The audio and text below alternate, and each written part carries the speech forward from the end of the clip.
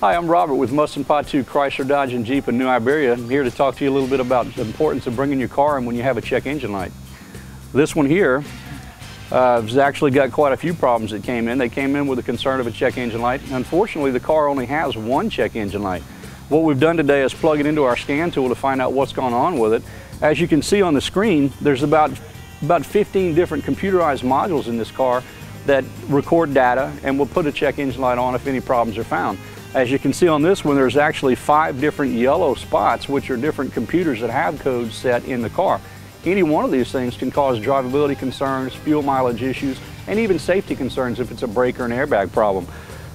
What we want to do is go in order, looking at these little boxes, and find out which one is the base code, which one started it all. Some of the most common problems with a check engine light are normally related to emission controls, which are the things that prevent unburnt fumes from your fuel tank and the exhaust from getting into the atmosphere and harming the environment.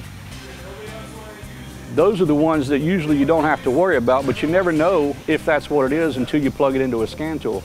We've got some codes in here for the wireless control module, which is for the ignition system. This one actually has codes in it for low tire pressure in the front, which can also set the check engine light on if that system's malfunctioning. It is safety related, but it's not something that's going to stop you on the road if your engine dies. Most of these codes are due to a low battery voltage in the car. So what we're going to do now is go ahead and clear these codes out, reset the system, and see if any of them reoccur to make sure that we've taken care of any problems that we may have had.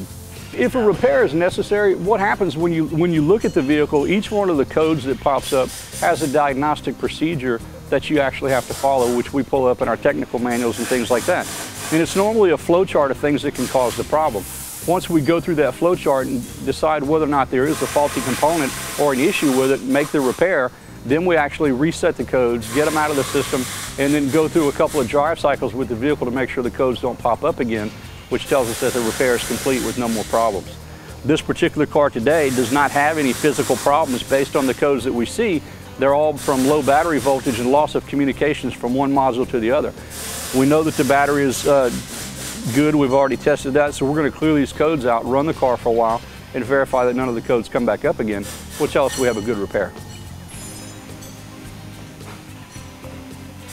Looks like everything's working as designed, so what we'll do now is get someone to put this car on the road for about 15 or 20 minutes and go through a lot of starts and stops and verify that everything works fine. If it does, it'll come back in, we'll put everything back together and get it back to the customer. This is Robert with Musson-Patout Chrysler, Dodge, Jeep. Thanks for watching this video today. Just remember, if you do have a check engine light, it is important to get it to the dealer to find out. There are 1,000 things that can cause a light to come on, but there's only one light. It's best to get to the bottom of it.